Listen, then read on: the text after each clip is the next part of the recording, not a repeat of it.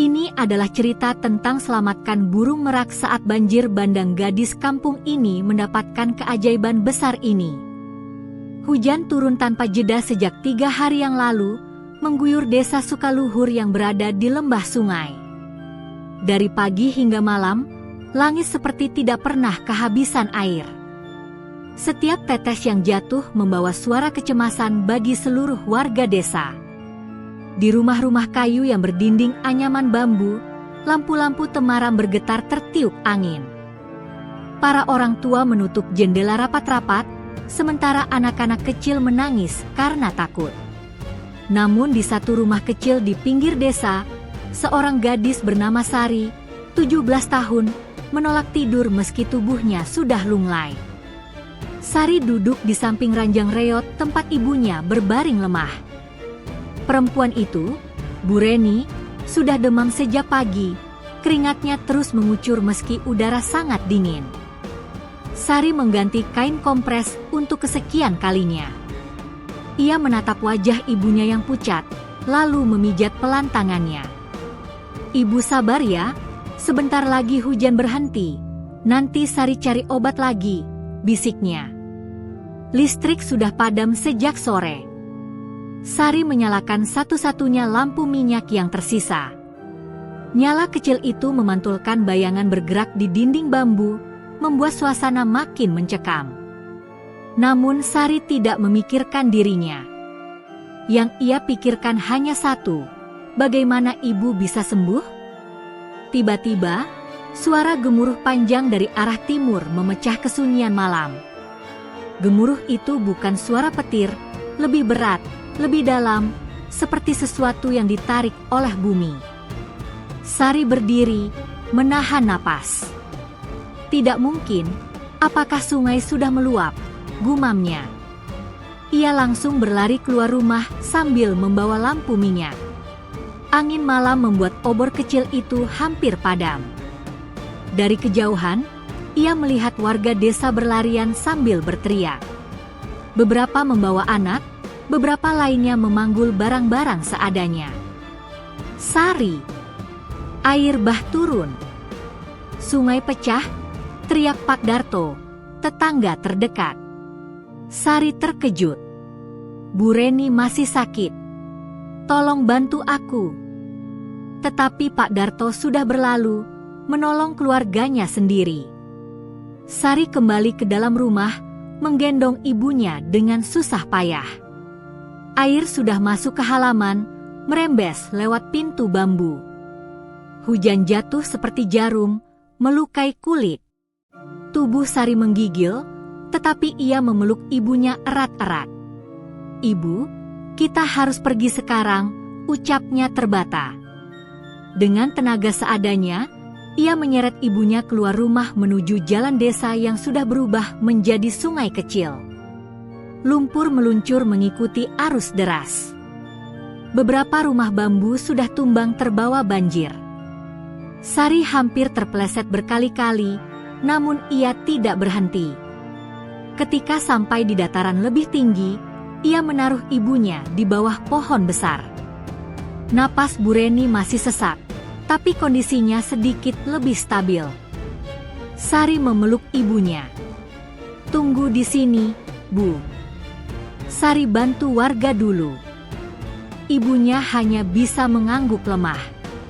Sari berlari kembali ke desa. Ia membantu nenek-nenek membawa barang, memapah anak kecil, dan mengangkat karung pakaian. Meski tubuhnya sendiri sudah gemetar, ia tidak berhenti.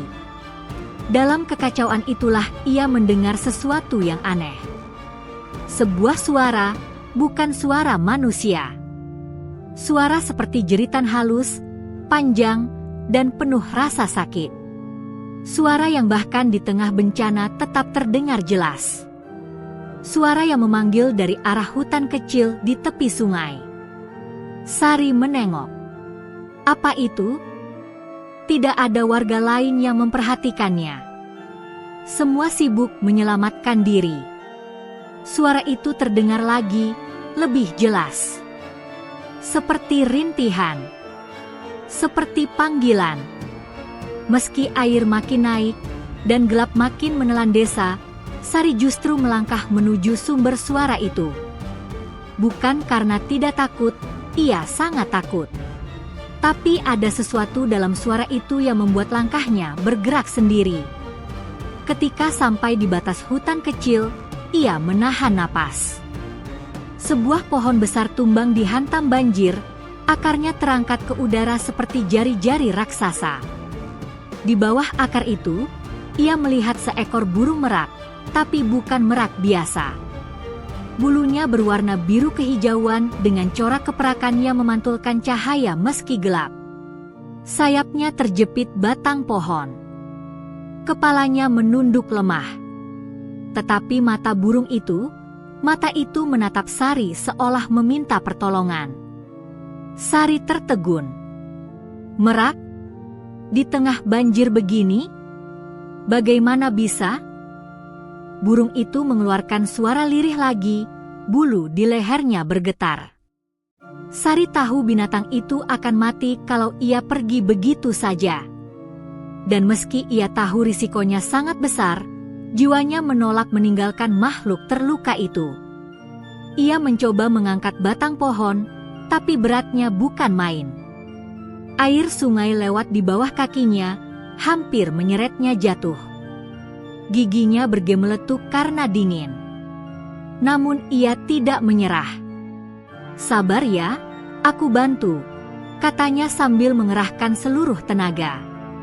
Ia menancapkan kakinya kuat-kuat pada tanah berlumpur, memeluk batang pohon dengan kedua tangan, dan mendorong sekuat tenaga. Pada dorongan ketiga, pohon itu akhirnya bergerak sedikit.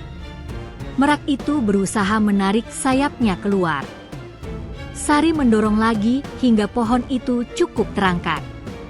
Dengan satu gerakan kuat, merak itu akhirnya bebas dan langsung merapatkan tubuhnya pada kaki Sari, bergetar seperti anak kecil yang ketakutan. Sari terkejut. "Kamu tidak apa-apa? Ayo, kita harus pergi dari sini." Namun langkahnya tersendat. Air dari hulu semakin besar, seperti dinding gelap yang siap melahap apapun di depannya. Sari memeluk burung merak itu, lalu berlari secepat mungkin keluar dari hutan. Lumpur terpercik kemana-mana, ranting-ranting menusuk kulit kakinya, tapi ia tidak berhenti. Sesampai di dataran tinggi tempat ibunya menunggu, Sari meletakkan merak itu di tanah. Burung itu menggigil hebat, namun tetap menatap Sari tanpa berkedip. Tatapan itu aneh, bukan tatapan hewan biasa. Seolah ada sesuatu yang lebih dalam, sesuatu yang tersembunyi. "Sari, burung apa itu?" tanya ibunya dengan suara lemah. Sari hanya menggeleng. "Entahlah, Bu. Tapi dia butuh pertolongan." Hujan masih turun deras. Desa di bawah sudah hampir tenggelam. Warga berkumpul di bukit kecil itu sambil menangis, memeluk keluarga mereka masing-masing. Semua dalam kepanikan, ketakutan, dan putus asa. Namun di tengah kekacauan itu, burung merak yang Sari selamatkan tiba-tiba berdiri tegak. Bulunya memancarkan cahaya lembut kehijauan yang sangat jelas meski hujan masih turun. Cahaya itu bergerak seperti gelombang, melintasi tubuhnya, lalu merambat ke tanah. Sari terpaku. Apa yang sedang terjadi? Cahaya itu menyentuh tanah berlumpur di sekitar ibunya. Beberapa detik kemudian, demam Bu Reni mulai mereda. Napasnya membaik. Kulitnya yang pucat berangsur-angsur mendapatkan warna kembali. Warga yang melihat itu tercengang. "Apa itu burung gaib?" bisik seseorang. "Itu merak jelmaan. Kenapa dia bersinar?" Sari tidak menjawab. Ia hanya menggenggam tangan ibunya sambil menatap merak itu. Hatinya berdebar, bukan karena takut, tapi karena firasat kuat bahwa malam ini bukan hanya tentang banjir. Malam ini adalah awal dari sesuatu yang jauh lebih besar. Hujan mulai mereda menjelang subuh. Meski langit masih kelabu dan kilas sesekali menyambar jauh di pegunungan, suara gemuruh air sudah tidak sekeras sebelumnya. Namun desa itu, Desa Sukaluhur, telah berubah menjadi lautan coklat pekat. Rumah-rumah warga hanya terlihat atapnya saja. Pohon-pohon tumbang berserakan seperti tubuh raksasa yang kalah dalam perang. Dan di tengah bukit kecil tempat warga bertahan, suasana masih diliputi ketakutan. Sari duduk bersandar pada akar pohon besar sambil memeluk ibunya. Meskipun tubuhnya sangat lelah, ada secercah harapan di wajahnya. Itu semua karena burung merak yang ia selamatkan beberapa jam lalu. Merak itu kini berdiri di dekatnya, bulunya masih memancarkan sinar lembut, bukan sinar terang yang menyilaukan, tetapi cahaya hangat seperti pelita kecil dalam gulita. "Ibu, bagaimana rasanya sekarang?" Sari bertanya pelan. Bu Reni membuka mata perlahan. Meski tubuhnya masih lemah, wajahnya sudah tidak sepanik sebelumnya. Lebih baik, tubuh ibu tidak terlalu panas lagi. "Apa ini? Karena burung itu?" Sari menatap merak itu. Burung itu merespons dengan menundukkan kepala, seolah mengakui bahwa dialah penyebabnya. Warga yang melihat mulai berbisik. Beberapa mendekat, tapi ragu menyentuh burung itu. Mereka penasaran, sekali lagi, merak bukanlah hewan yang mudah dijumpai di sekitar desa, apalagi merak dengan bulu berkilau dan sikap seaneh itu.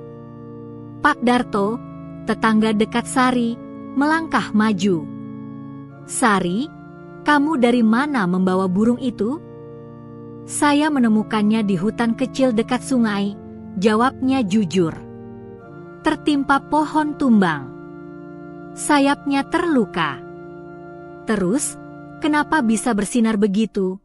tanya seorang ibu-ibu dengan suara bergidik. Sari menggeleng. Ia sendiri tidak mengerti. Cahaya merak itu perlahan meredup, berubah menjadi cahaya tipis seperti embun pagi. Merak itu kemudian duduk, menutup sedikit sayapnya yang terluka. Ada garis merah kecil di salah satu bulunya, bekas luka akibat pohon tumbang. Sari merasa iba. "Aku harus merawat lukamu," kata Sari lirih. Ia mencari daun sirih dan kulit kayu yang biasa dipakai untuk mengatasi luka kecil. Namun karena banyak pohon rusak, ia harus berjalan turun sedikit ke tepi air yang masih menggenang. Tanah licin, kaki Sari beberapa kali terpeleset, tapi ia terus mencari. Ketika ia kembali, ia melihat merak itu memandangnya seolah tahu apa yang hendak ia lakukan. "Sini," katanya sambil mendekat dengan hati-hati. Anehnya, merak itu tidak takut sama sekali. Ia mengangkat sedikit sayapnya, memberi ruang untuk Sari mengobati luka. Warga yang melihat terbelalak, burung liar biasanya menghindar, tapi merak ini seperti mengerti niat baik Sari. Ketika Sari mengoleskan ramuan sederhana itu, tiba-tiba bulu merak itu memancarkan cahaya kecil yang merembes ke jarinya. Sari terkejut. Rasanya hangat, bukan panas. Cahaya itu berjalan dari sayap merak ramuan daun sirih, lalu menyatu dengan lukanya sendiri. Dan luka itu mulai menyatu. Dalam hitungan menit, luka yang seharusnya butuh hari untuk sembuh kini menutup sendiri, meninggalkan garis tipis yang hampir tak terlihat. Sari menatap tak percaya. "Apa benar aku melihat ini?" gumamnya. Ibu-ibu yang berada di dekat mereka melangkah mundur sambil memegang mulut. "Astaga, apakah itu burung jelmaan?" Namun sebelum warga terbawa prasangka buruk, merak itu berdiri tegak dan berputar satu kali, lalu cahaya lembut memancar ke arah Ibu Sari lagi. Bu Reni tersentak pelan, lalu wajahnya berubah lebih segar. Bahkan batuknya berkurang. Sari menggenggam tangan ibunya. "Bu, ini benar-benar terjadi. Warga mulai berbisik lebih keras. Apa burung itu membawa keberuntungan? Jangan-jangan itu kiriman leluhur. Bagaimana kalau itu malah pertanda buruk? Di antara keraguan itu, merak itu tiba-tiba berjalan ke tepi bukit dan memandang ke arah desa yang tenggelam. Ia mengepakkan sayapnya sedikit, seakan menunjukkan sesuatu. Cahaya lembut dari tubuhnya memantul di permukaan air banjir yang menggenang. Sari menatap arah pandangan merak. Apakah kamu menunjukkan sesuatu? Burung itu menatap Sari lagi, lebih lama kali ini, tatapan yang berbeda dari burung biasa. Ada kedalaman, seolah ada pesan yang ingin disampaikan tetapi tidak bisa dijelaskan dengan kata-kata. Beberapa warga mengajak Sari berpindah tempat untuk berlindung di posko darurat yang dibuat seadanya dari terpal. Setelah dijamin aman, Sari kembali duduk di dekat merak itu. Ia memperhatikan setiap geraknya. Kenapa kamu memilih ikut aku? Apa karena aku menyelamatkanmu tadi malam? Gumamnya. Merak itu mendekat, menyentuhkan kepalanya ke tangan Sari. Sentuhan itu membuat Sari merasakan sesuatu yang aneh, seperti aliran hangat yang merayap ke dalam tubuhnya. Tidak berbahaya, justru menenangkan. Sari memejamkan mata sejenak, merasakan kedamaian yang tidak pernah ia rasakan sebelumnya. Rasa takut, panik, dan kelelahan yang menghimpitnya sejak malam tadi perlahan surut. Yang tersisa hanyalah kehangatan yang sulit dijelaskan. Namun keheningan itu tidak bertahan lama. Tiba-tiba, suara langkah terburu-buru terdengar dari arah barat bukit. Seorang pemuda berlari membawa kabar bahwa banjir di hulu sungai mulai surut dan warga perlu bersiap kembali ke desa untuk melihat kondisi rumah mereka masing-masing. Suara panik dan tangis menggema di antara warga. Rumah kita bagaimana? Harta benda kita pasti hilang semua. Lumbung padi hanyut. Wajah Sari berubah khawatir. Ia memeluk ibunya yang masih duduk bersandar pada pohon besar. Bu, nanti kalau airnya surut kita pulang ya. Kita lihat kondisi rumah. Merak itu berdiri di samping Sari, seolah tidak mau berjauhan dengannya. Ketika fajar mulai muncul di ufuk timur, warna langit berubah menjadi campuran merah dan ungu. Sinar matahari menembus sisa-sisa kabut hujan, dan beberapa detik kemudian, cahaya pagi menyentuh tubuh merak itu. Dan sesuatu yang lebih aneh terjadi, bulunya memantulkan cahaya pelangi kecil yang tampak jelas. Tidak ada warga yang berani mendekat terlalu dekat, tetapi semua terpesona. Merak itu seperti makhluk dari dunia legenda, bukan hewan biasa. Saat Sari mengangkat tubuh ibunya untuk bersiap kembali ke desa, merak itu mengikuti dari belakang, langkahnya tenang tapi penuh kewibawaan. Beberapa warga mulai berbisik lagi. Apa burung itu mengikuti Sari?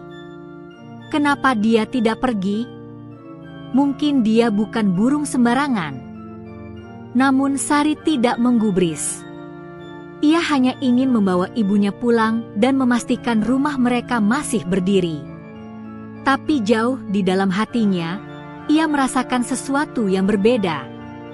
Seolah-olah burung merak itu bukan hanya sebab dari kesembuhan ibunya, melainkan awal dari takdir yang jauh lebih besar. Cahaya matahari pagi hampir tidak mampu mengusir kesedihan yang menyelimuti warga desa Sukaluhur. Begitu air banjir mulai surut dan jalur menuju desa dapat dilalui, warga perlahan turun dari bukit kecil. Mereka berjalan beriringan, beberapa menangis pelan, beberapa lainnya terdiam menahan perih di dada. Sari ikut berjalan sambil memapah ibunya yang masih lemah, namun sudah jauh lebih baik dibanding malam sebelumnya.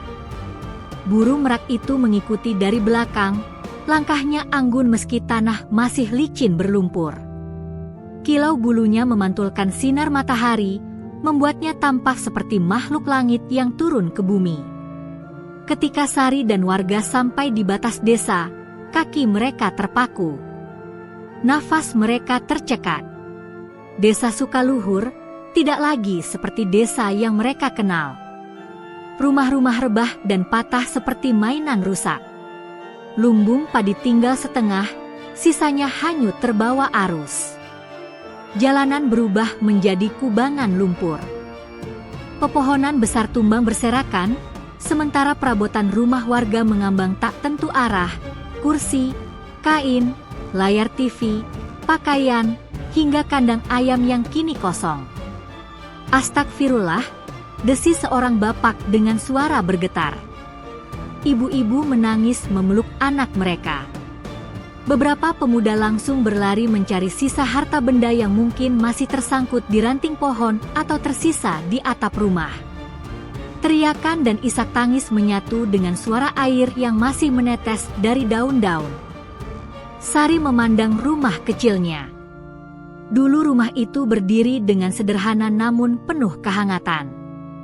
Kini, bagian depannya jebol, dinding bambunya koyak dihantam arus, dan perabotan di dalamnya sudah tercampur dengan lumpur coklat pekat. Bu Reni terisak melihat rumahnya. Sari, semua hilang. Sari menguatkan diri. Ia memeluk ibunya dari samping. Yang penting ibu selamat. Barang bisa dicari lagi. Namun kata-kata itu pun terasa berat baginya sendiri. Tiba-tiba, burung merak yang mengikuti mereka berhenti tepat di depan rumah Sari. Ia berdiri tegap, memandang reruntuhan itu seperti sedang membaca sesuatu yang tak terlihat oleh manusia. Sari memperhatikannya. "Kenapa dia berhenti di sini?" tanya ibunya. Sebelum Sari menjawab, merak itu mengepakkan sayapnya sedikit dan mengeluarkan suara lirih, namun bukan lirih biasa. Suara itu seperti gema halus yang menyentuh telinga setiap orang yang mendengarnya. Warga terdiam. Bahkan anak-anak yang tadinya menangis ikut berhenti. Merak itu kemudian melangkah perlahan masuk ke rumah Sari. Ia berhenti di tengah ruangan yang kini penuh lumpur. Sari mengikutinya dengan hati-hati. Ketika merak itu menundukkan kepala ke satu titik di lantai rumah, Sari merasakan firasat kuat. "Apa yang kamu tunjukkan?" bisik Sari. Ia berlutut, lalu meraba lumpur dengan tangan. Tangannya mengenai sesuatu keras di bawahnya. Ia menggali sedikit, dan menemukan sebuah kotak kayu kecil yang sudah tua namun utuh. Kotak itu bukan miliknya. Bukan milik ibunya. Bahkan ia tidak pernah melihatnya sebelumnya. "Ini apa, Sari?" tanya Bu Reni. Sari membuka perlahan. Engselnya berderit bagai benda yang sudah sangat lama terkunci. Di dalamnya terdapat sebuah kain sutra coklat tua yang terikat rapi. Ia membuka lipatannya. Dan di dalamnya terdapat sebuah sisik emas, seukuran kain, namun berkilau seperti baru dibuat kemarin. Benda itu memancarkan cahaya lembut yang sangat mirip dengan cahaya dari bulu merak tadi malam. Sari menelan ludah. "Ini, benda apa?" Warga mulai berkumpul di sekitar rumah Sari, penasaran melihat benda misterius itu. Pak Darto berbisik, "Jangan-jangan itu jimat peninggalan leluhur." Ibu-ibu lainnya berkata, "Atau itu benda dari merak itu sendiri." Merak itu berdiri diam di samping Sari. Cahaya dari sisik emas itu semakin kuat ketika ia mendekat. Seolah benda itu merespons kehadirannya. Tiba-tiba, merak itu mengangkat kepala dan mengeluarkan suara keras, suara yang membuat bulu kuduk warga merinding. Meski bukan ancaman, suara itu terasa seperti peringatan atau panggilan. Dalam hitungan detik, cahaya dari sisik itu merambat ke arah bulu merak. Cahaya itu menyatu dengan tubuhnya, lalu menyebar ke tanah rumah Sari. Lumpur di lantai rumah bergelombang pelan, seperti terkena angin halus. Dan, sesuatu yang luar biasa terjadi. Lumpur itu perlahan mengering. Lantai rumah Sari perlahan bersih. Struktur rumah yang hancur mulai mengeluarkan cahaya tipis. Sari terkejut, berdiri mundur.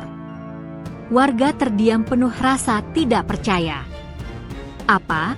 Rumahnya memperbaiki diri?" ujar seorang ibu sambil menutup mulut. "Tidak, rumah itu tidak kembali seperti semula." Namun lantainya yang tadi terendam lumpur kini tampak kering. Bahkan beberapa barang yang sebelumnya rusak kini tampak lebih baik. Yang tersisa hanya suasana sunyi dan tanda tanya besar. Merak itu lalu menatap Sari dengan tatapan yang tidak bisa dijelaskan. Sari merasakan sesuatu di dalam dadanya. Seperti panggilan, seperti pesan, tetapi tanpa kata-kata. Seolah burung itu berkata, "Ini baru permulaan." Hari itu, setelah keadaan sedikit tenang, pemerintah kecamatan datang membawa bantuan. Tenda-tenda didirikan. Beras dan makanan dibagikan. Warga beristirahat dengan wajah sayu. Namun di antara semua itu, hanya satu yang tidak meninggalkan sisi Sari, merak gaib itu. Ia mengikuti kemanapun Sari pergi. Ketika Sari membantu membersihkan desa, merak itu tetap menemani. Ketika Sari menenangkan ibu-ibu yang panik, merak itu duduk di dekatnya. Bahkan ketika malam tiba dan warga semua berkumpul di tenda, merak itu duduk di depan pintu tenda Sari, seolah menjadi penjaga. Beberapa warga mulai takut.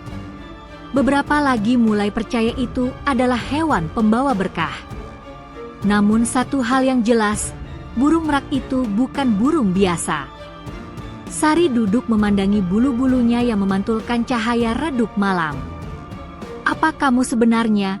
bisik Sari. Merak itu hanya mengedip perlahan. "Tenang. Misterius." Namun tepat ketika Sari hendak tidur, merak itu tiba-tiba berdiri tegak. Ia menatap pintu tenda seperti mendeteksi sesuatu.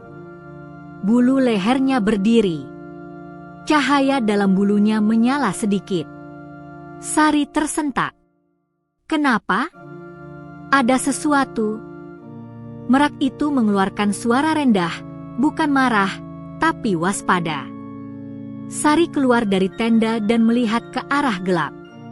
Dan di kejauhan, di balik pepohonan yang tinggal batangnya, tampak sepasang mata merah memandangi mereka. Bergerak perlahan. Mengawasi. Mendekat. Sari menahan napas. Merak itu mengepakkan sayapnya pelan dan berdiri di depan Sari, melindunginya. Dan dalam sekejap, Sari tahu, banjir bukan satu-satunya bencana yang akan datang. Senja mulai turun perlahan ketika Lestari berjalan pulang dari hutan rawa, memeluk burung merak itu dengan hati-hati. Angin sore membawa aroma tanah basah yang masih menyisakan jejak air bah. Di sepanjang jalan setapak, ranting-ranting patah, daun-daun berserakan, dan genangan kecil tampak berwarna kecoklatan. Namun satu hal lain yang mengganggu pikirannya adalah pantulan sinar aneh yang ia lihat dari arah hutan bagian utara. Sinar itu muncul sekilas ketika ia mengangkat merak itu untuk mengatur posisinya. Cahaya kehijauan yang lembut, seperti kilatan bioluminesensi, namun terlalu kuat untuk berasal dari serangga atau jamur. Ia berhenti sejenak, menatap ke arah munculnya cahaya. Hutan utara selalu dianggap misterius. Orang-orang desa menyebutnya hutan akar bisu, tempat yang dianggap keramat dan jarang dijamah manusia. Banyak cerita beredar bahwa hewan-hewan tertentu yang terluka sering pergi ke sana untuk pulih. Lestari bergidik. "Apa itu tadi?" gumamnya. Merak di tangannya tiba-tiba bergerak, seolah merasakan sesuatu.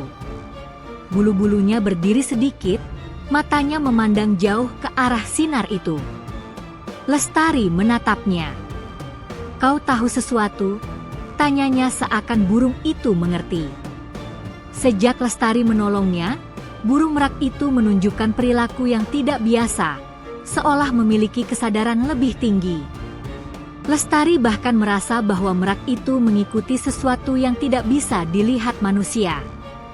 Ia memutuskan melanjutkan langkahnya karena hari hampir gelap, tetapi hatinya masih diliputi rasa penasaran. Malam yang gelisah. Di rumah kecilnya, rumah panggung sederhana yang masih utuh meski diterjang banjir, Lestari merawat merak itu dengan sebaik mungkin. Ia membersihkan luka di kakinya, memberi air minum, dan menempatkannya di sudut ruangan dengan alas kain yang hangat. Namun malam itu, Lestari tidak bisa tidur. Di luar, suara serangga bersahutan, sementara cahaya bulan temaram menembus celah-celah dinding bambu.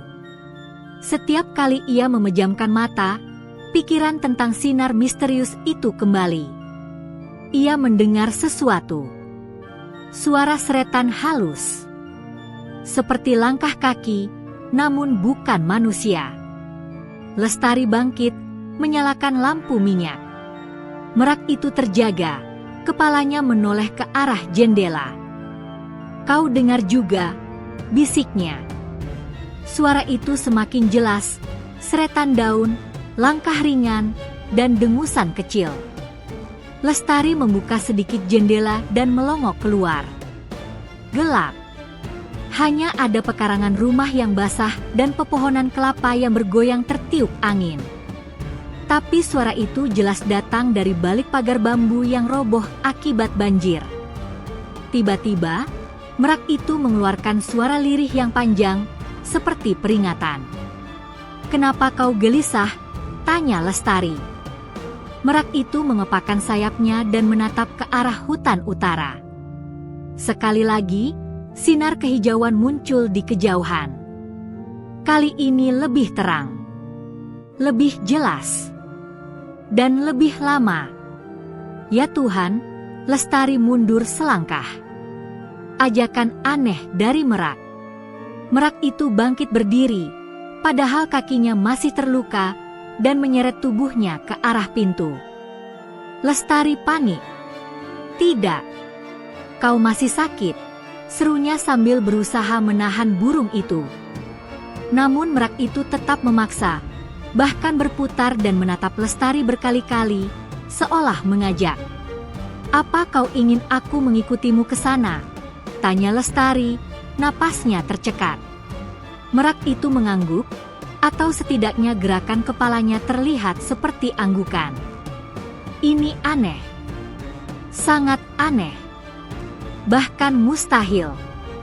Tapi Lestari merasakan sesuatu, intuisi kuat bahwa burung itu memang ingin menunjukkan sesuatu kepadanya.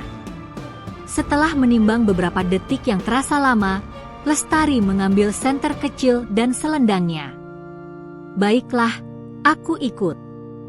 Ia membuka pintu perlahan, dan merak itu berjalan terpincang-pincang menuju hutan utara. Menuju hutan akar bisu. Udara malam semakin dingin. Jalanan berlumur lumpur licin. Pohon-pohon yang tumbang menjadi hambatan di sana-sini. Lestari mengikuti merak itu, menyalakan senter untuk menerangi jalan sempit yang basah. Mereka melewati kebun singkong yang rusak dan sawah yang berubah menjadi rawa kecil.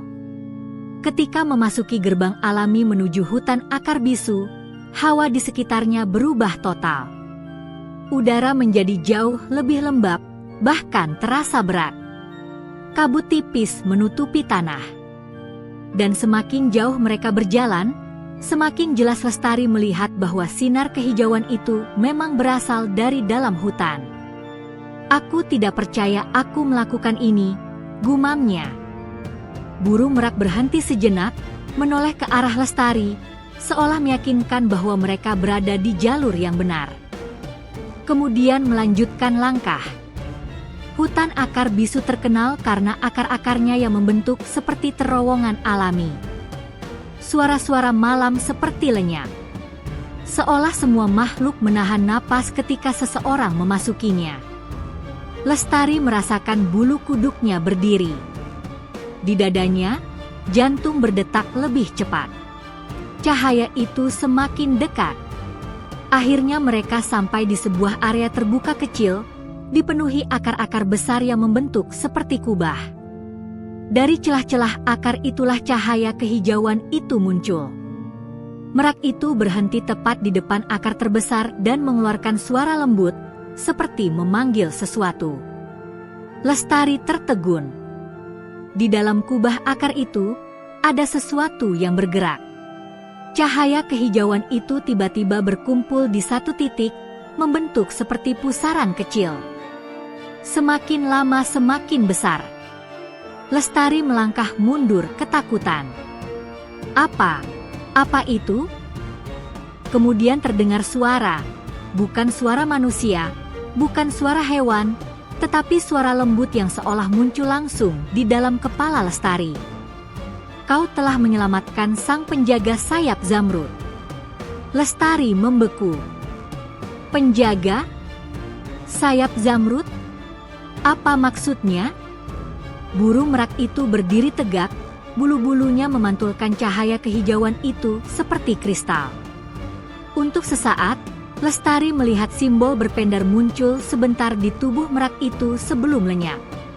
Cahaya itu bertransformasi menjadi siluet burung raksasa dengan sayap bercahaya, sekilas seperti merak raksasa. "Siapa kau?" tanya Lestari terbata. Siluet itu tidak menjawab secara langsung, melainkan mengirim sensasi hangat ke tubuh Lestari, seperti pelukan lembut dari cahaya. "Keberanianmu membuka jalan menuju takdirmu." Lestari tidak mengerti.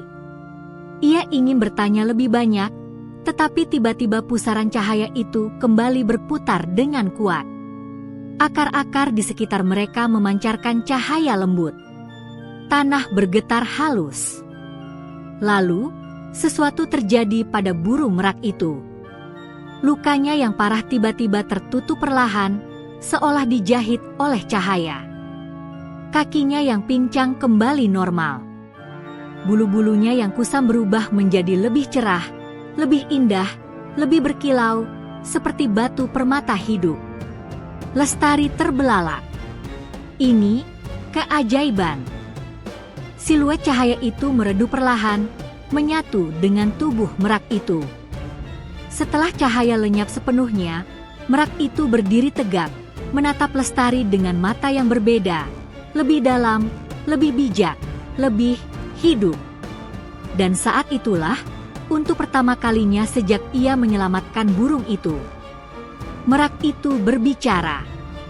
Namun bukan dengan suara mulut, melainkan suara lembut yang bergema langsung dalam pikiran Lestari. "Lestari, perjalananmu baru dimulai."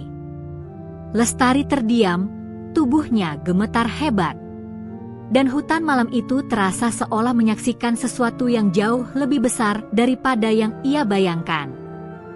Di bawah kubah akar yang diterangi oleh cahaya remang kehijauan, Lestari masih berdiri terpaku.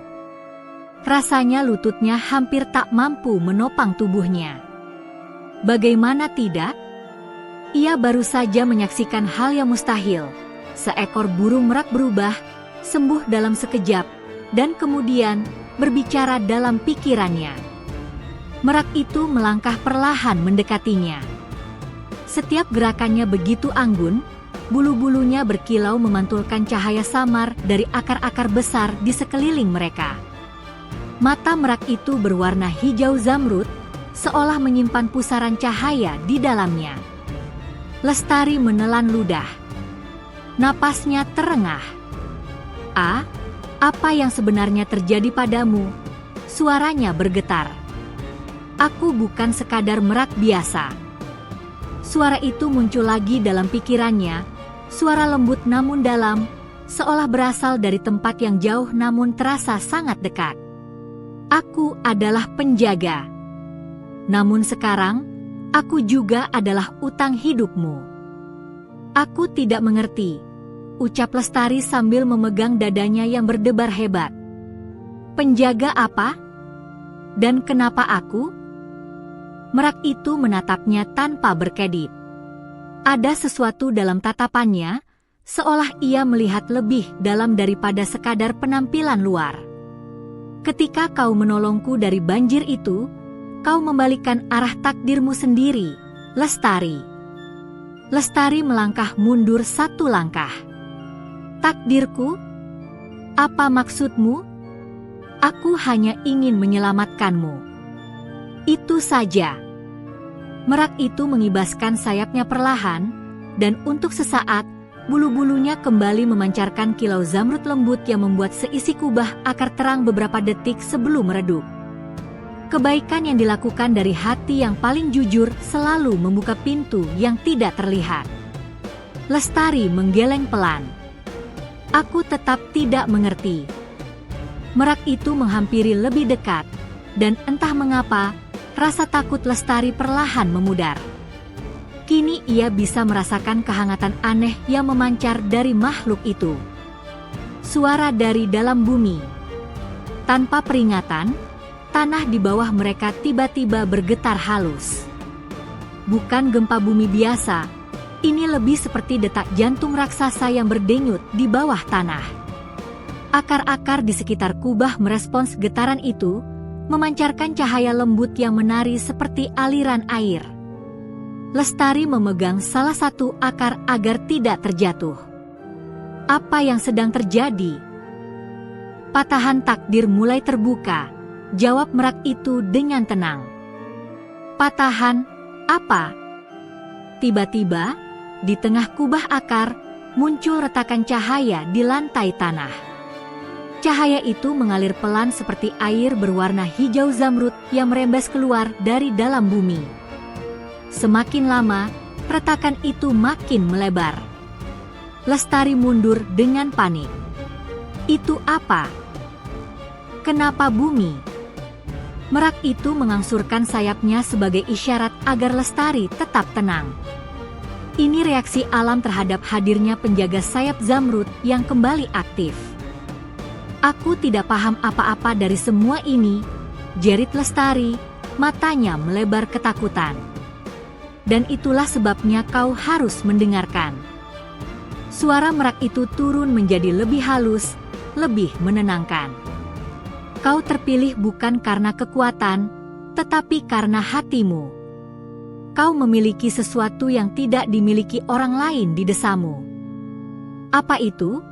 Suara Lestari hampir hilang. Keberanian tanpa pamrih. Lestari terdiam.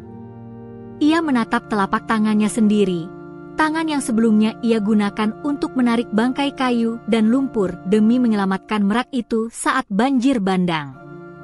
Ia tidak pernah merasa istimewa. Ia hanya merasa melakukan apa yang benar. Sebuah ramalan lama. Getaran tanah mereda perlahan. Retakan cahaya di tanah berhenti melebar dan berubah menjadi garis lurus yang berpendar. Cahaya itu tampak seperti simbol tua yang belum pernah dilihat Lestari. Merak itu berkata pelan, "Sudah ratusan tahun, ramalan ini menunggu seseorang sepertimu." Lestari tertegun. Ramalan tentang seorang anak desa yang berani mempertaruhkan nyawanya demi makhluk lemah, lalu menemukan kekuatan besar yang tersembunyi di dalam hutan banjir. Lestari menggeleng keras. Aku hanya gadis biasa. Aku tidak punya kekuatan apa-apa. Aku bahkan takut gelap. Merak itu mendekatinya. Takdir tidak memperhitungkan rasa takut. Yang diperhitungkan adalah apa yang kau lakukan meski kau takut. Lestari terdiam lama. Kata-kata itu menusuk sesuatu dalam dirinya, sesuatu yang selama ini ia sembunyikan.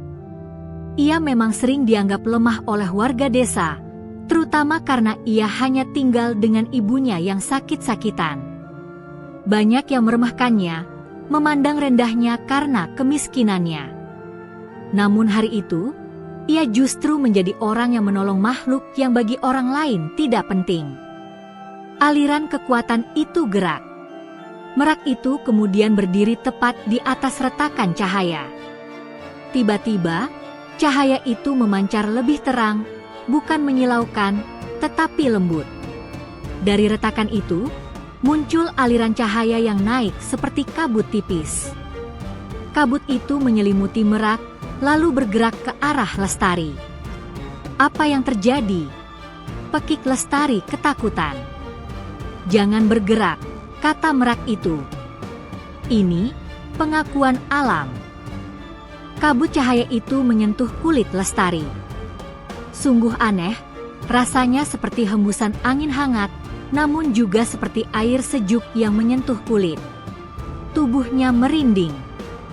Dari kabut itu, muncul simbol samar yang mengambang di depan wajah Lestari, simbol yang sama seperti yang muncul di tubuh Merak sebelumnya. Lestari menatap simbol itu. Apa arti simbol ini? Itu adalah ikatan penjaga, jawab Merak itu. Ikatan antara makhluk yang diselamatkan dan penyelamat yang terpilih.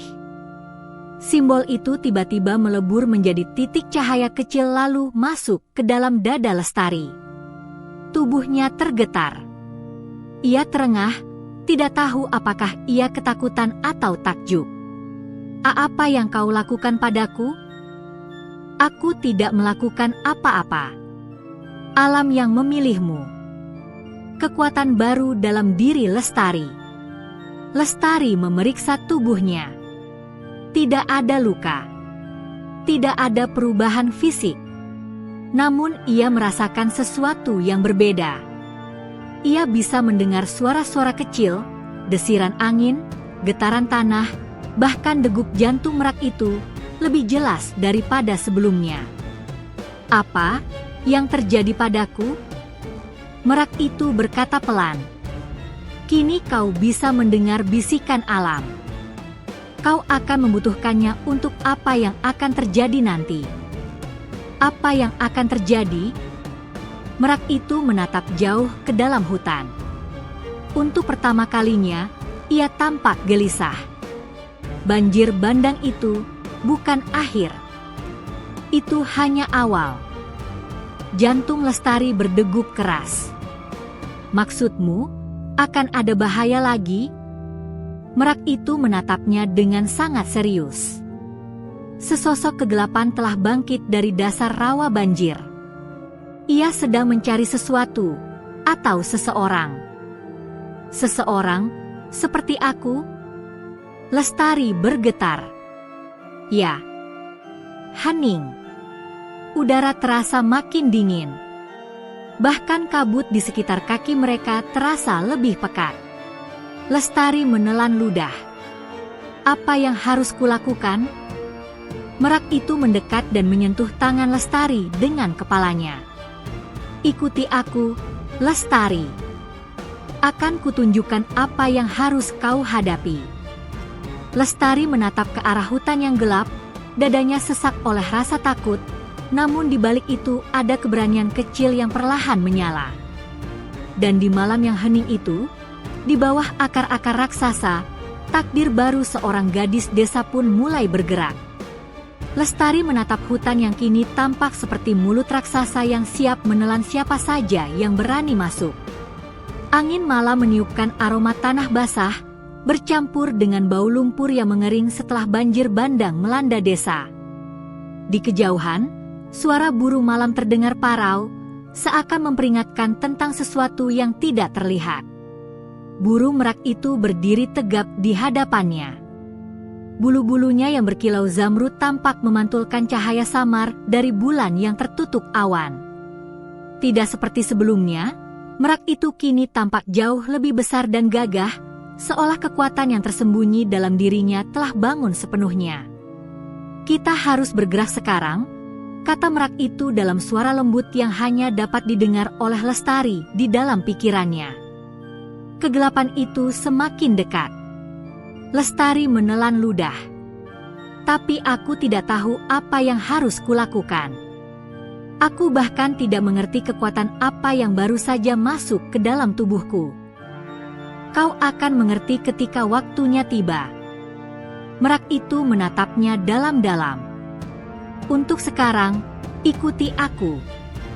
Dengan langkah mantap, merak itu mulai memasuki jalur gelap hutan akar bisu. Lestari mengikuti dari belakang, menjaga jarak agar tidak kehilangan jejak kilauan bulu merak itu.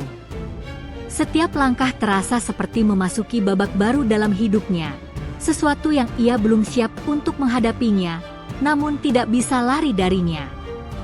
Pemandangan yang mengganggu. Semakin dalam mereka memasuki hutan, suasana menjadi makin mencekam.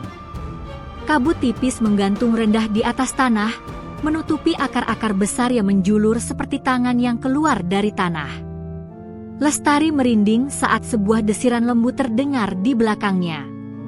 Ia menoleh cepat, namun tidak ada apa-apa. "Kenapa hutan ini terasa berbeda?" tanyanya lirih. "Karena sesuatu telah bangun," jawab merak itu tanpa berhenti berjalan. Banjir itu membangunkan sesuatu yang seharusnya tetap tertidur.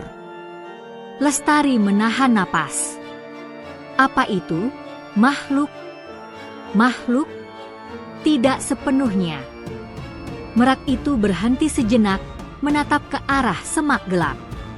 Ia adalah sisa dari sesuatu yang pernah hidup, namun hilang wujudnya karena keserakahan. Lestari ingin bertanya lebih jauh, tetapi saat itu, mereka mendengar suara retakan keras di kejauhan, seperti pohon yang patah dipaksa dari dalam. Lestari membeku. Apa itu? Suaranya hampir tak keluar.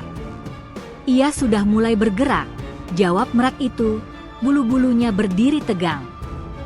"Dan ia mendekat ke arah kita." Jejak hitam di tanah basah. Mereka tiba di sebuah area lapang kecil yang masih digenangi air setinggi mata kaki. Di sanalah Lestari melihatnya. Jejak hitam. Jejak itu besar, tidak berbentuk seperti kaki hewan manapun yang pernah ia lihat. Pinggirannya bergetar samar, seolah jejak itu hidup. Air yang menyentuh jejak itu berubah menjadi gelap, seperti tinta hitam menyebar perlahan. Lestari mundur beberapa langkah. Apa ini?" Merak itu diam, namun ketegangan di tubuhnya memberitahu Lestari bahwa ini bukan hal biasa. Itu jejaknya. "Jejak siapa?" Merak itu menatap langit singkat, kemudian kembali memandang Lestari. "Jejak rawa gelap." Lestari merasa tubuhnya semakin dingin. "Rawa apa?" Rawa gelap adalah entitas yang lahir dari sisa-sisa dendam dan keserakahan manusia di masa lalu. Banjir bandang tadi membuka pintu yang selama ini menahannya. Dan kenapa ia? Ia mencari sumber cahaya. Lestari terdiam. Kata itu, cahaya, tiba-tiba membuat hatinya bergetar. Ia teringat sinar zamrud yang memasuki tubuhnya di kubah akar. "Apa maksudmu, aku?" Merak itu mengangguk perlahan. "Kau memancarkan cahaya itu sekarang. Dan rawa gelap, dia lapar. Sangat lapar." Dada Lestari terasa sesak. Ia memegang dadanya, merasakan denyut yang tidak biasa. Cahaya hangat yang tadi masuk ke tubuhnya seolah merespons, bergetar lembut. Serangan di balik pohon akar. Tiba-tiba, dari balik pepohonan gelap, terdengar suara groa-ah rendah yang menggema. Angin dingin menyapu pekarangan kecil itu, membuat kabut bergerak seperti tangan-tangan memanjang. "Ada yang bergerak!" Lestari berseru. Merak itu langsung melompat ke depan Lestari, bulu-bulunya mengembang seperti tameng. "Jangan bergerak!" Matanya menyala hijau terang. Dari balik pepohonan, muncul sesuatu, meski belum terlihat jelas. Yang tampak hanya bayangan besar yang melatap perlahan, seperti gelombang hitam yang merayap di tanah. Lestari menutup mulutnya, menahan teriakan. Dalam keheningan itu, terdengar suara bisikan rendah, seolah ribuan suara berbicara bersamaan namun tidak jelas. "Cahaya, cahaya, cahaya." Lestari merinding dari kepala hingga kaki. Makhluk itu memanggil sesuatu, dan itu bukan merak. Ia memanggilmu, kata merak itu tegas. Lestari gemetar hebat. Aku tidak bisa. Aku tidak punya kekuatan apapun untuk menghadapi itu. Kau punya. Kau hanya belum belajar menggunakannya. Merak itu memposisikan tubuhnya seolah siap menyerang. Saat ia muncul sepenuhnya, aku akan menahannya. Kau harus mengikuti cahaya yang kuberikan padamu. Aku tidak mengerti maksudmu. Kau akan mengerti nanti. Suara merak itu berubah keras, untuk pertama kalinya terdengar seperti komando. Bayangan hitam itu tiba-tiba bergerak sangat cepat, melompat dari tanah ke udara seperti kabut pekat yang hidup. Lestari menjerit, merunduk, dan merak itu mengepakkan sayapnya keras. Oh, as! Kilau zamrud meledak dari bulu merak itu, memantulkan cahaya ke seluruh hutan. Makhluk hitam itu terpental mundur, mengeluarkan suara mengerikan saat cahaya itu menyentuh tubuhnya. Namun bayangan itu tidak lenyap.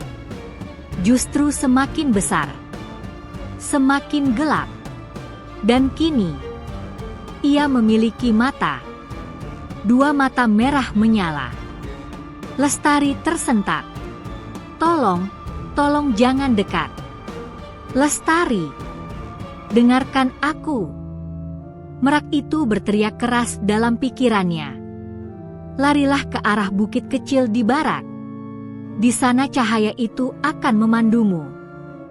Lestari terengah. Tapi bagaimana denganmu? Aku akan menahan makhluk ini. Makhluk hitam itu mengeluarkan suara menggelegar, lalu melompat ke arah mereka, mulutnya seperti kabut yang siap menelan. Pergi.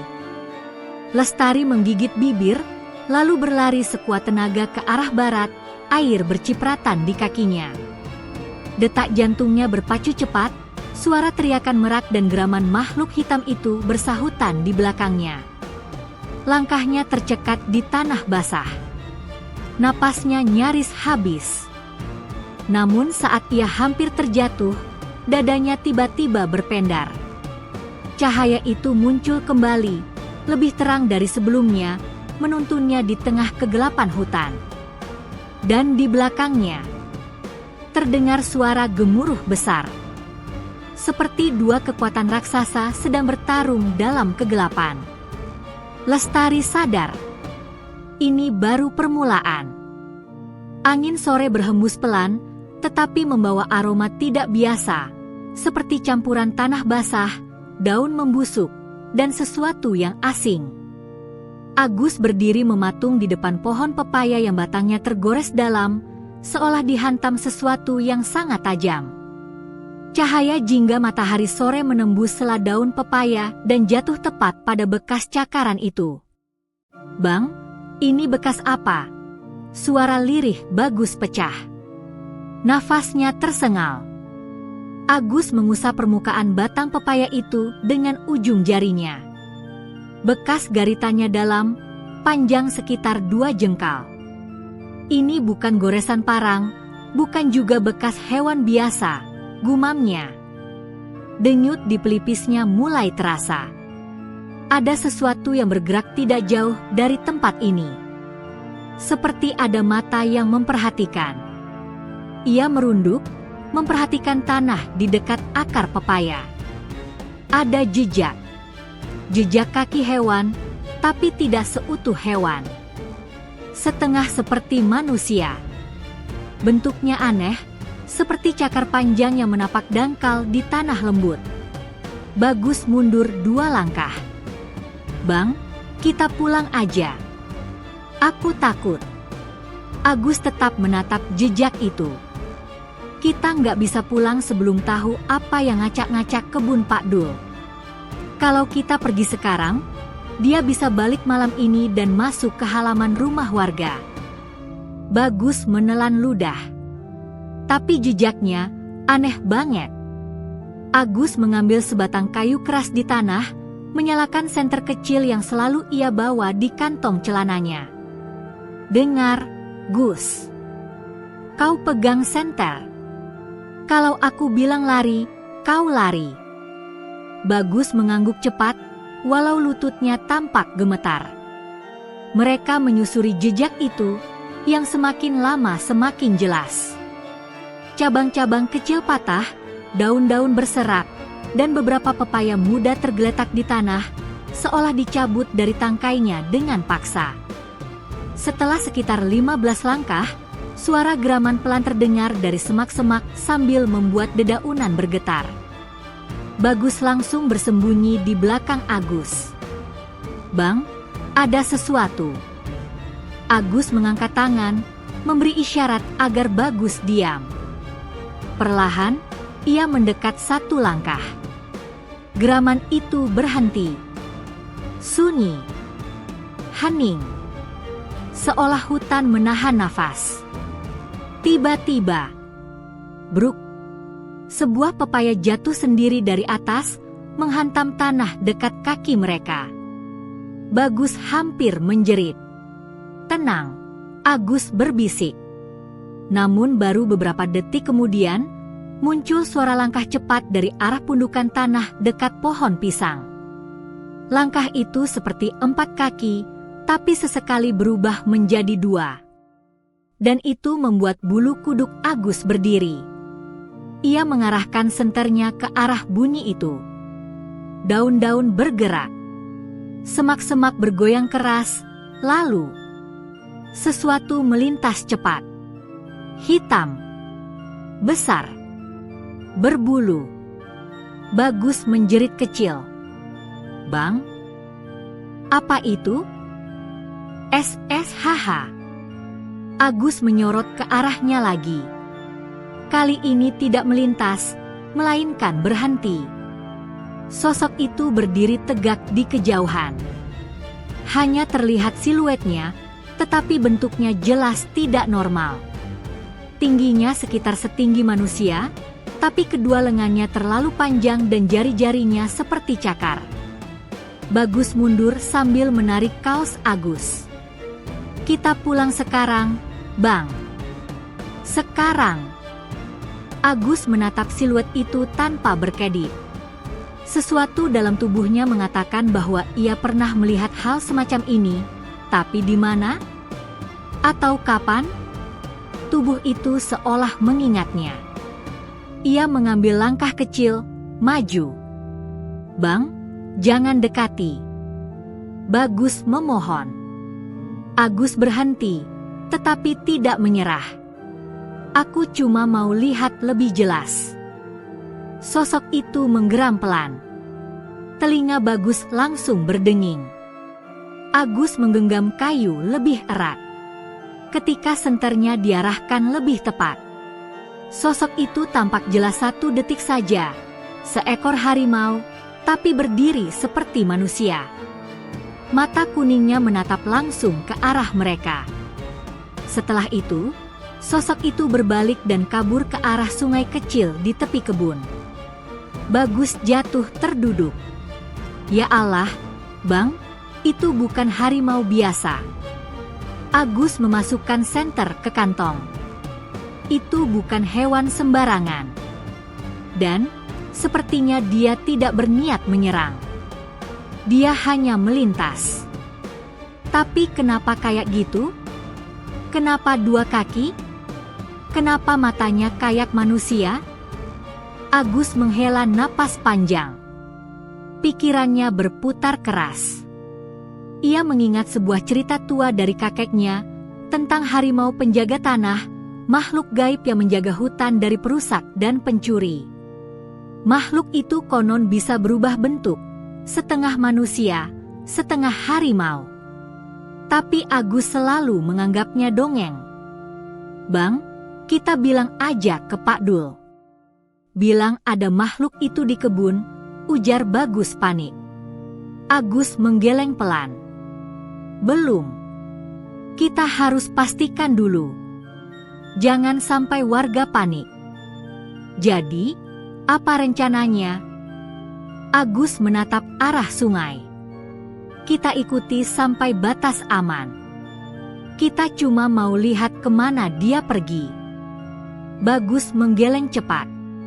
Bang, jangan. Aku takut. Kau pulang duluan, kalau mau. Bagus langsung memegang lengan Agus erat-erat. Enggak. Aku ikut. Tapi jangan lama. Aku nggak mau ketemu itu lagi. Mereka berjalan mengikuti arah patahan ranting yang ditinggalkan makhluk itu. Setiap langkah terasa lebih berat karena hawa aneh mulai mengisi udara. Semakin dekat ke sungai, semakin kuat bau tanah basah bercampur aroma hewan liar. Ketika mereka tiba di tepi sungai, mereka terhenti. Ada bekas tapak yang berubah bentuk. Di awal jejak, bentuknya seperti cakar harimau berukuran besar. Namun beberapa meter kemudian, berubah menjadi telapak kaki manusia dengan kuku panjang. Bagus hampir menangis. Bang, ini gimana? Agus menunduk, memperhatikan setiap detail. Ini bukan pergerakan normal. Seolah dia berubah bentuk saat berjalan. Dan tiba-tiba, kraa, sebuah dahan besar patah di seberang sungai. Cahaya matahari yang hampir tenggelam memperlihatkan bayangan hitam itu berdiri di balik pohon besar. Sosok itu kini lebih jelas, berdiri tegak seperti manusia, tapi wajahnya tetap wajah harimau. Mata kuningnya memantulkan cahaya senter Agus. Makhluk itu tidak bergerak. Tiba-tiba, ia mengeluarkan suara seperti desahan manusia. Lalu, suara lirih keluar dari mulutnya, tidak jelas, tapi terdengar seperti, "Jangan ikut." Agus menegang. Bagus membeku total. Makhluk itu berbicara. Lalu tanpa peringatan, ia melompat ke dalam gelap hutan, meninggalkan riak air di sungai. Bagus langsung menangis kecil. Bang, pulang, Bang. Aku nggak mau di sini lagi. Agus mengangguk cepat. Rasa takut baru benar-benar menerobos dadanya.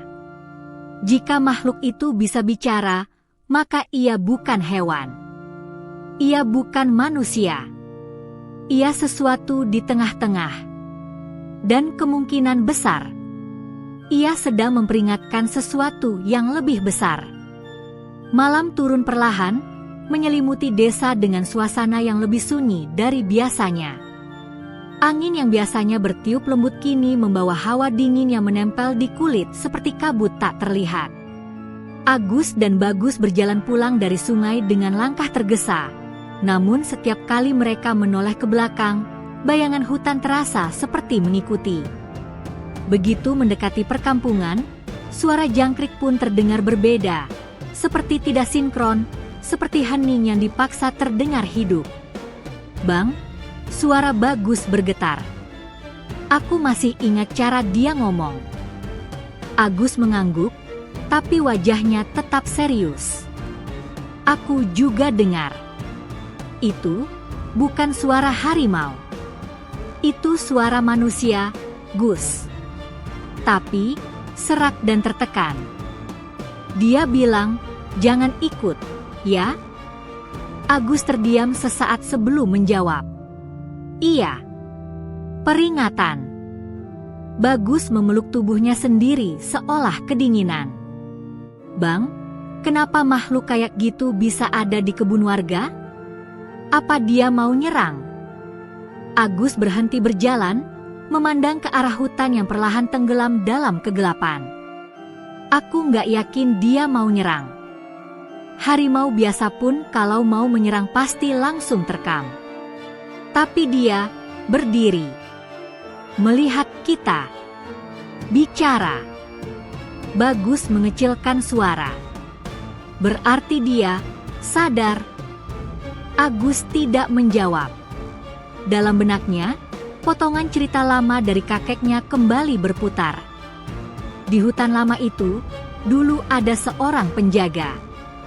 Dia melakukan perjanjian dengan makhluk gaib agar bisa mengusir para penebang liar. Tapi perjanjiannya salah. Dia malah menjadi penunggu selamanya, bukan manusia, bukan hewan. Agus menggeleng. Ia tidak ingin langsung percaya pada cerita-cerita yang dulu ia anggap dongeng. Tapi kejadian tadi terlalu mirip. Ketika mereka tiba di rumah Bagus, Ibu Bagus langsung keluar, wajahnya panik. "Ya Allah, kalian dari mana? Sudah maghrib begini." "Bagus, kenapa pucat begitu?" Tanpa bisa menahan, Bagus langsung memeluk ibunya. "Bu, di kebun Pak Dul ada makhluk besar." Agus langsung menyela cepat. "Bu, jangan takut. Bukan mau nyerang. Tapi kebunnya berantakan. Kami cuma bantu lihat." Ibunya memandang keduanya dengan curiga. "Makhluk apa? Kalian jangan sembarang bicara. Nanti warga heboh." Agus mendekat, berbicara lebih pelan. "Belum saatnya cerita, Bu. Saya cuma mau hati-hati." Ibu Bagus terdiam, tapi terlihat jelas ia masih bingung. "Bagus, masuk dulu. Cuci kaki. Minum." Bagus masuk sambil terus menoleh ke Agus, seolah tidak ingin ditinggal. Agus tersenyum kecil untuk menenangkannya. "Istirahat. Besok kita lihat lagi." Tapi Bagus tidak menjawab. Ia masih trauma. Setelah memastikan Bagus masuk rumah dengan selamat, Agus berjalan pulang melewati jalan kecil yang remang. Lampu-lampu jalan desa yang biasanya redup kini terasa lebih redup, seperti cahaya mereka ditelan oleh sesuatu yang tak terlihat.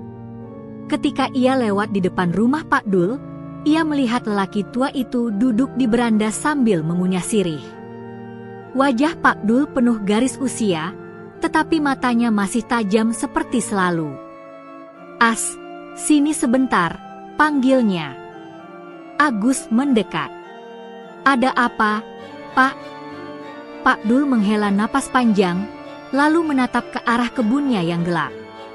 "Kau lihat apa di kebunku tadi?" Agus terkejut. "Pak, saya belum cerita apa-apa." "Tapi wajahmu udah jelas." Pak Dul menyeka mulutnya, lalu berdiri perlahan, menatap ke hutan jauh di balik sawah. "Ada yang bangun lagi, ya?" Agus merasa bulunya berdiri. "Loh, Pak, maksudnya?" Pak Dul menatap Agus lama sebelum menjawab. "Dulu, waktu kau kecil, pernah ada kejadian sama. Pepaya terbelah. Ayam-ayam hilang. Kambing resah. Waktu itu warga kira perbuatan maling. Tapi yang tahu hutan, tahu itu bukan maling." Agus menelan ludah. "Makhluk itu?" Pak Dul mengangguk pelan. "Penunggu lama. Penjaga yang dulu dijadikan alat pesugihan oleh orang tua durhaka. Tapi perjanjiannya gagal. Dia berubah, jadi sesuatu yang bukan manusia lagi." Agus terdiam.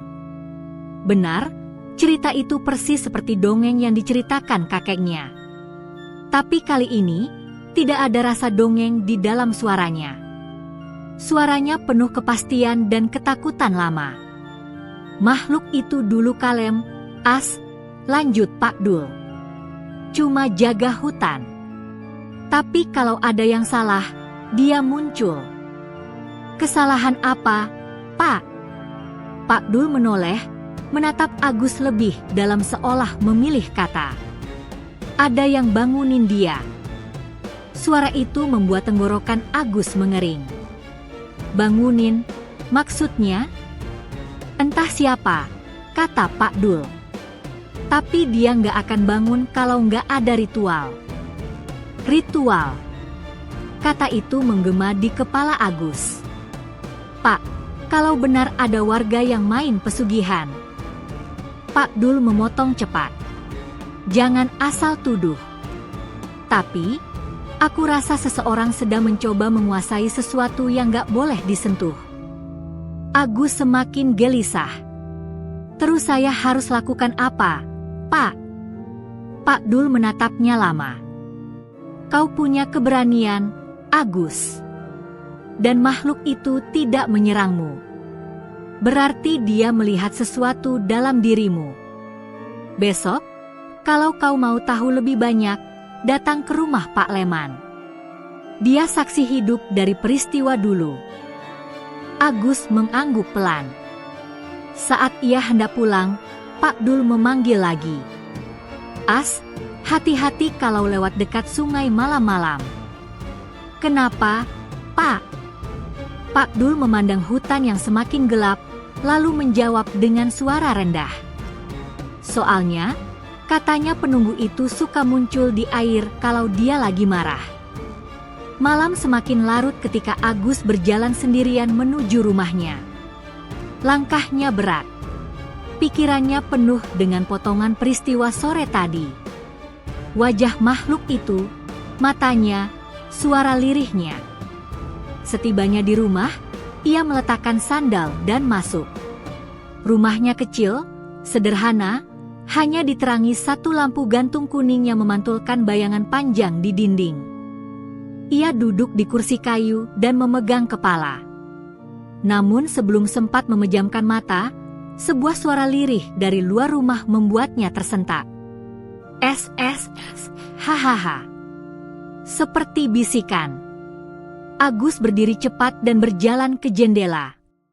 Ia mengintip. Hanya ada gelap. Tapi suara itu muncul lagi. Jauh.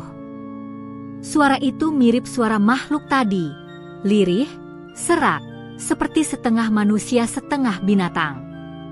Jantung Agus berdetak keras. Ia membuka pintu perlahan dan keluar ke halaman rumah. Angin malam bertiup dingin. Tidak ada siapapun. Tapi ketika ia memandang ke arah sungai yang letaknya 50 meter dari rumahnya, ia melihat sesuatu. Bayangan besar sedang berdiri di pinggir sungai. Berdiam diri. Menghadap rumahnya. Agus mematung. Bayangan itu perlahan mengangkat tangan atau cakarnya dan menunjuk ke arah hutan. Lalu, perlahan menggeleng. Seolah memberi tanda.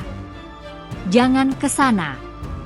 Agus menelan ludah, tapi tidak bisa bergerak. Dan sebelum ia sempat berkata apa-apa, bayangan itu melompat ke dalam kegelapan dengan kecepatan yang tidak bisa ditangkap mata. Meninggalkan riak air kecil di sungai. Agus berdiri sendirian, tubuhnya gemetar, napasnya naik turun. Makhluk itu mengikuti dia sampai rumah. Dan kini, ia yakin satu hal. Ada sesuatu yang jauh lebih berbahaya dari makhluk itu, dan makhluk itu justru ingin melindunginya. Pagi datang dengan cahaya matahari yang pucat, seakan-akan langit pun takut membuka kebenaran yang tersembunyi di balik hutan. Agus bangun dengan kepala berat. Tidur semalam tidak lebih dari beberapa jam, itu pun penuh mimpi buruk yang bercampur dengan bayangan makhluk misterius di pinggir sungai. Ia teringat jelas bagaimana makhluk itu menunjuk ke arah hutan lalu menggeleng, seolah memberi warning tegas. "Jangan masuk hutan. Tidak sekarang." Agus tidak sepenuhnya mengerti maksudnya. Tapi ada perasaan kuat bahwa sesuatu yang lebih besar sedang bergerak di balik pepohonan lebat itu. Setelah merapikan diri, ia menuju rumah Bagus. Di perjalanan, beberapa warga tampak berkumpul di depan rumah Pak Dul. Suara bisik-bisik terdengar sayu. Pepaya di kebun Busri habis koyak. Jejaknya bukan jejak manusia. Ini pasti bukan harimau biasa. Penunggu itu bangun lagi, katanya muncul kalau ada yang manggil. Agus berhenti sejenak. Semua itu hanya semakin menegaskan bahwa kejadian yang ia dan Bagus alami bukan kebetulan. Ketika ia tiba di rumah Bagus, anak itu sudah menunggunya di beranda, tampak masih pucat tapi lebih tenang. "Bang, semalam aku mimpi aneh," kata Bagus lirih. "Makhluk itu berdiri di samping rumahku. Dia cuma lihat, nggak bicara." Agus merinding. "Berarti bukan cuma aku yang dia datangi." Bagus mengangguk pelan. "Dia kayak ngawasin kita." Sebelum Agus sempat bertanya lebih lanjut, suara langkah berat terdengar dari belakang. Pak Dul muncul dengan wajah serius. "Sudah siap, As? Kita ke rumah Pak Leman sekarang." Agus dan Bagus saling berpandangan, lalu mengikuti Pak Dul menuju rumah tua yang berdiri di ujung desa. Rumah Pak Leman tampak tua, dinding kayunya mulai keropos dimakan waktu, tetapi suasana di sekitarnya terasa berbeda. Tidak seperti rumah lain yang panas dan berdebu, halaman rumah itu terasa sejuk, bahkan teduh seakan ada sesuatu yang menjaga tempat itu. Pak Leman sudah duduk di bangku panjang ketika mereka tiba. Matanya yang berkabut tanda usia tetap memancarkan ketajaman aneh, seperti seseorang yang pernah melihat sesuatu yang tidak pernah dilihat orang biasa. "Kalian datang," katanya tanpa senyum. "Duduklah." Ketiganya duduk di depan lelaki tua itu. Agus membuka percakapan. "Pak, kami datang karena kami lihat sesuatu di kebun kemarin. Besar, berbulu, matanya." Pak Leman mengangkat tangan. "Aku sudah tahu." Suasana hening. Kemudian Pak Leman menghela napas panjang, suaranya bergetar perlahan ketika ia mulai bercerita. "Dulu, sekitar 25 tahun lalu, di hutan itu tinggal seorang dukun muda. Namanya Juru Seta. Dia bukan dukun jahat, tapi dia keras kepala.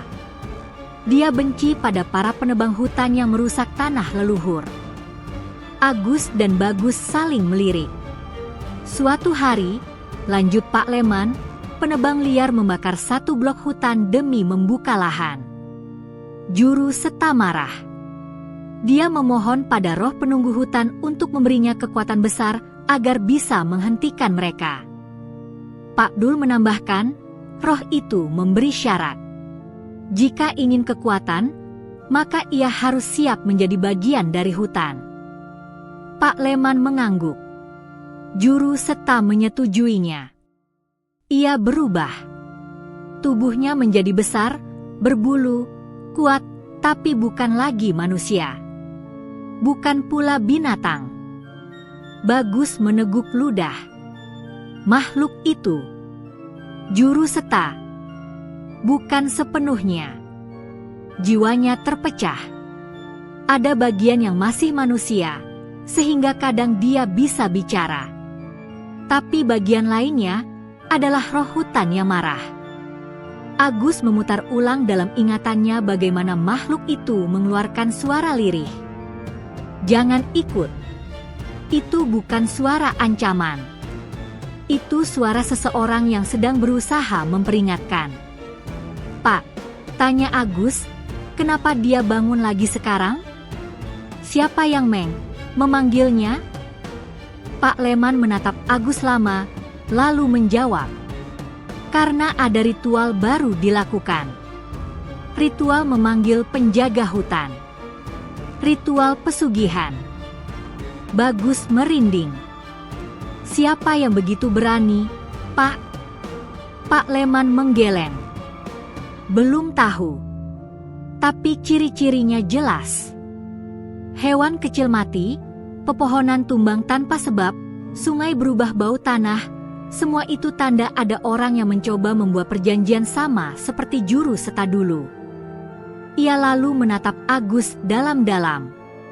"Dan makhluk itu mendekatimu bukan karena ingin menyakiti." Agus menelan ludah. "Kenapa dekat aku, Pak?" Pak Leman menyipitkan mata.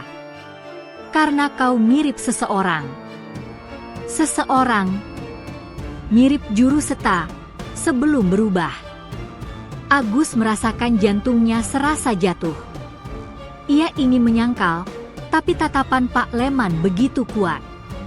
Seolah masa lalu dan masa kini bersinggungan lewat dirinya. Satu hal harus kau tahu, lanjut Pak Leman. Makhluk itu tidak ingin kau masuk hutan sekarang. Ada sesuatu yang sedang dia lawan di sana. Agus teringat dengan jelas bagaimana makhluk itu menunjuk ke hutan lalu menggeleng. Pak, Agus bersuara pelan. Apa hal yang dilawan itu? Manusia? Pak Leman menghela napas panjang. Bisa jadi. Kemudian ia menatap keduanya dengan tegas. Tapi bisa juga sesuatu yang jauh lebih berbahaya dari manusia. Sesuatu yang dibangunkan oleh ritual itu. Bagus menggigil, memeluk tubuhnya sendiri. Pak Dul kemudian berdiri. Sudahlah. Kita jangan terlalu lama di sini. Semakin kalian tahu, semakin besar risiko kalian diikut. Namun sebelum mereka beranjak, Pak Leman memanggil Agus. Agus, katanya, kau harus ingat satu hal. Agus menoleh. Jika makhluk itu sudah keluar dari hutan dan mengikuti seseorang sampai ke rumah. Ia berhenti sejenak, suaranya menurun menjadi bisikan menggetarkan. Itu berarti orang itu sedang diburu sesuatu yang lebih ganas dari dirinya. Agus tertegun. Dia menatap Pak Leman dengan mata melebar.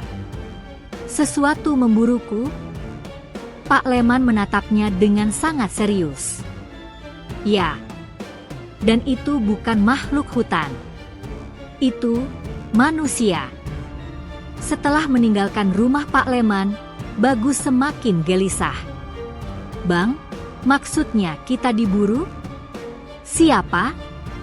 Kenapa? Agus tidak menjawab. Di kepalanya, satu kesimpulan mulai terbentuk.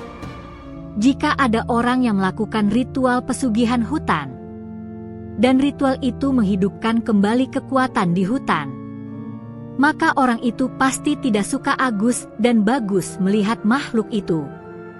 Dan lebih tidak suka lagi bahwa makhluk itu memperingatkan mereka. Artinya, mereka menjadi ancaman bagi si pelaku ritual. Dan pelaku itu mungkin seseorang di desa, seseorang yang mereka kenal. Agus mengusap wajah. Gus, kita harus siap. Aku rasa kita sedang diawasi. Bagus menatap sekeliling, ketakutan. Bang, kita ngapain sekarang? Agus menatap hutan di kejauhan, yang tampak lebih gelap dari biasanya.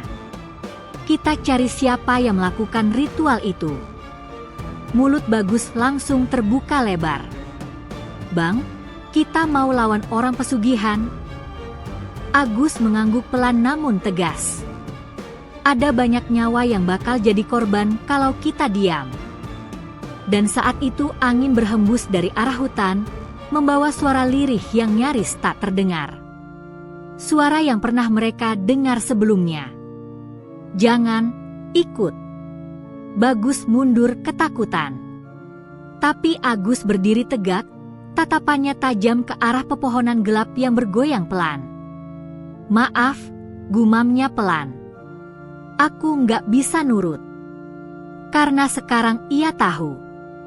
Makhluk itu bukan musuhnya. Musuhnya adalah manusia yang bersembunyi di balik hutan. Dan malam ini, Agus berniat mencari siapa orang itu. Malam itu, langit seperti tidak ingin menurunkan bulan. Awan hitam menggantung rendah, menelan cahaya apapun yang berani muncul. Desa terlihat seperti tempat yang ditinggalkan, padahal semua warga berada di rumah masing-masing, berdoa agar ketenangan kembali, atau ketakutan menunggu sesuatu yang tidak mereka pahami. Agus duduk di beranda rumahnya, menatap hutan gelap yang terasa sangat dekat. Bagus duduk di sampingnya, memeluk lutut, wajahnya pucat dan cemas. "Bang, yakin kita harus lakukan ini malam ini?" tanya Bagus dengan suara gemetar. Agus mengangguk pelan. "Iya, Gus. Kalau kita nunggu, orang yang manggil makhluk itu bisa melakukan sesuatu yang lebih buruk." Bagus menelan ludah. "Tapi kita cuma 2 orang. Pelaku ritual pasti punya ilmu, punya tujuan, dan punya sesuatu yang kuat." Agus menatap Bagus, memberi senyum tipis walau hatinya sendiri bergetar. Kadang orang kuat bukan yang punya ilmu, tapi yang berani ngelangkah. Bagus hanya menatap tanah. Tepat saat mereka hendak berdiri, terdengar suara ketukan keras di pintu. Keduanya terkejut, saling menatap ketakutan. Agus berdiri perlahan dan membuka pintu. Ternyata Pak Dul. Tapi wajahnya berubah.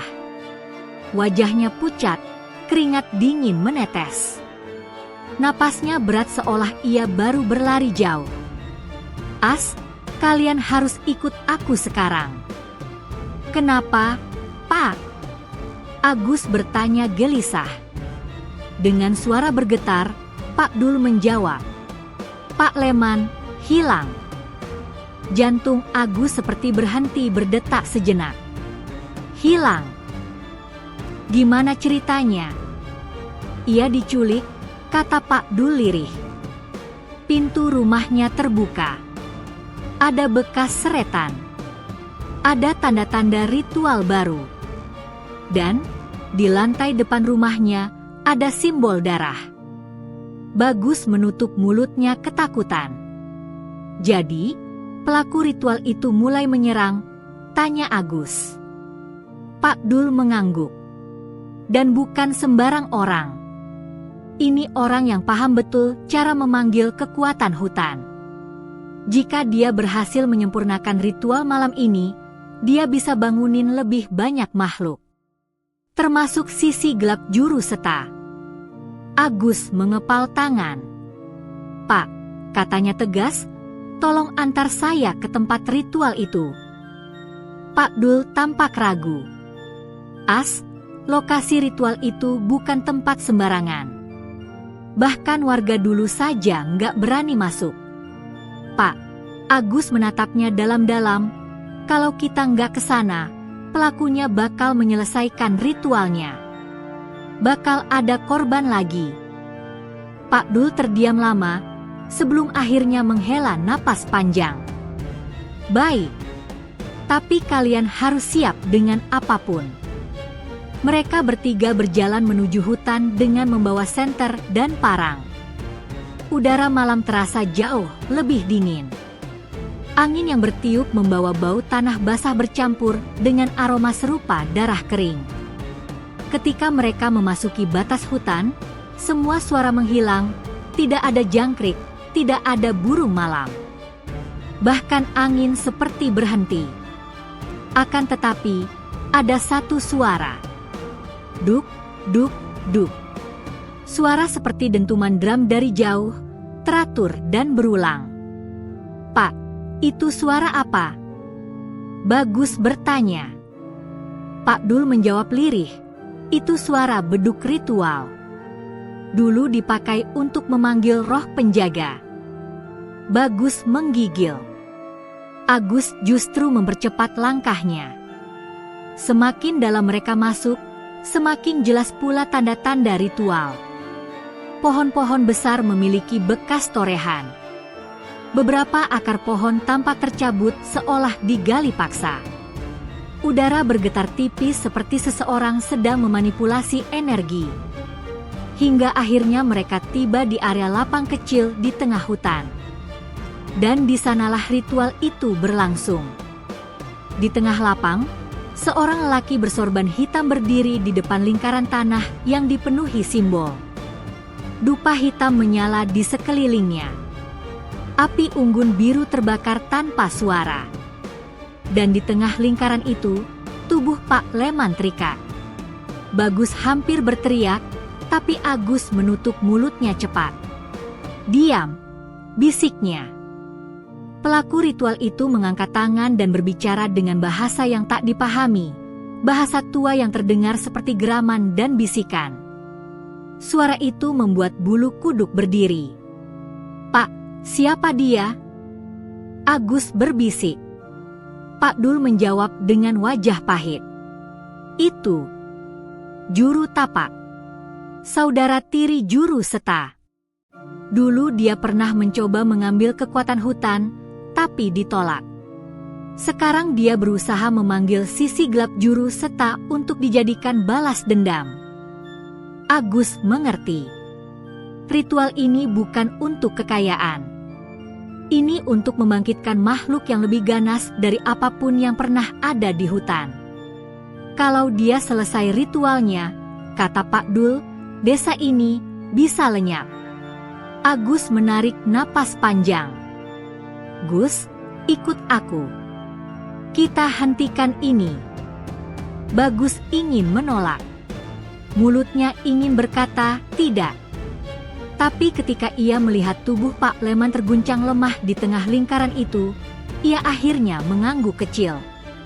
Mereka merayap mendekat di antara semak-semak. Namun sebelum mereka sampai, Juru Tapak tiba-tiba berteriak lantang, suaranya bergema ke seluruh hutan. "Bangunlah penjaga. Dengan darah saudaramu, aku panggil sisi gelapmu. Tunjukkan kekuatanmu padaku." Api unggun biru menjulang tinggi. Tanah bergetar hebat. Dan dari balik pepohonan gelap, Ra-a-a-arg, suara yang sangat besar menggema. Makhluk itu muncul. Juru Seta, penjaga hutan, datang. Tubuhnya lebih besar dari sebelumnya. Matanya merah menyala. Nafasnya seperti angin badai. Tapi ada sesuatu yang salah, gerakannya lebih liar, lebih brutal. Bagus hampir pingsan ketakutan. "Bang, dia berubah. Dia marah banget." Agus menggertakkan gigi. Dia dipaksa bangun. Dia lagi dikuasai ritual gelap. Juru Tapak tertawa keras. "Ya, itu yang aku mau. Kekuatanmu milikku sekarang." Makhluk itu mengamuk, menghantam tanah, membuat retakan besar. Ia sedang kehilangan kendali. Agus sadar. Jika ini dibiarkan, makhluk itu bukan hanya membunuh Juru Tapak, tapi bisa menghancurkan seluruh desa. Agus berlari keluar dari semak. "Agus!" teriak Pak Dul dan Bagus. Tapi Agus tidak berhenti. Ia berdiri di antara Juru Tapak dan makhluk itu. Cahaya api biru memantulkan sosoknya yang kecil dibanding makhluk raksasa itu. "Aku tahu kau bisa dengar aku," teriak Agus. "Kau, Juru Seta. Kau bukan makhluk liar. Kau penjaga hutan." Makhluk itu berhenti menghantam tanah. Matanya yang merah menyala kini menatap Agus. Juru Tapak marah. "Diam kau, anak bodoh. Dia sudah bukan manusia." Agus melangkah maju, menantang. "Tapi dia juga bukan binatang. Aku tahu kau masih punya sisi manusia. Kau peringatkan aku kemarin, kau lindungi aku tahu kau masih ada di dalam sana." Makhluk itu menggeram keras. Tapi geraman itu berubah menjadi suara lirih. "J-A-N-G, An." Bagus menangis ketakutan. Pak Dul memejamkan mata. Agus maju lagi. "Lawan dia. Jangan biarkan dia kendalikanmu, Juru Seta." Juru Tapak berteriak keras, mengacungkan tangan, menekan simbol ritual. "Diam. Kekuatan itu milikku." Tapi sebelum energi ritual menyentuh makhluk itu, Juru Seta mengangkat tangannya sendiri, dan menghancurkan bagian simbol lingkaran. Ledakan cahaya terjadi. Juru tapak terpental, menabrak pohon besar dan jatuh tak bergerak. Makhluk itu jatuh tersungkur, tubuhnya menggigil, napasnya berat, tetapi matanya sudah tidak merah lagi. Warnanya meredup menjadi kuning redup, penuh luka, penuh kesedihan. Ia menatap Agus. Dan dengan suara yang sangat lirih, ia berkata, "T-R-I-M-A, kasih." Lalu ia berdiri perlahan, menatap hutan dalam-dalam, dan berjalan kembali ke dalam gelap, menghilang sepenuhnya. Desa selamat malam itu. Ritual dihentikan. Pak Leman diselamatkan. Juru tapak ditahan warga. Tapi tidak ada satupun warga yang tahu apa yang benar-benar terjadi di tengah hutan itu. Kecuali 3 orang. Agus, Bagus, dan Pak Dul. Dan mereka tahu satu hal. Penjaga hutan itu tidak pergi. Ia hanya kembali ke tempat asalnya. Mengawasi. Menunggu. Dan selama hutan masih berdiri, ia akan tetap menjadi penjaga yang tidak terlihat.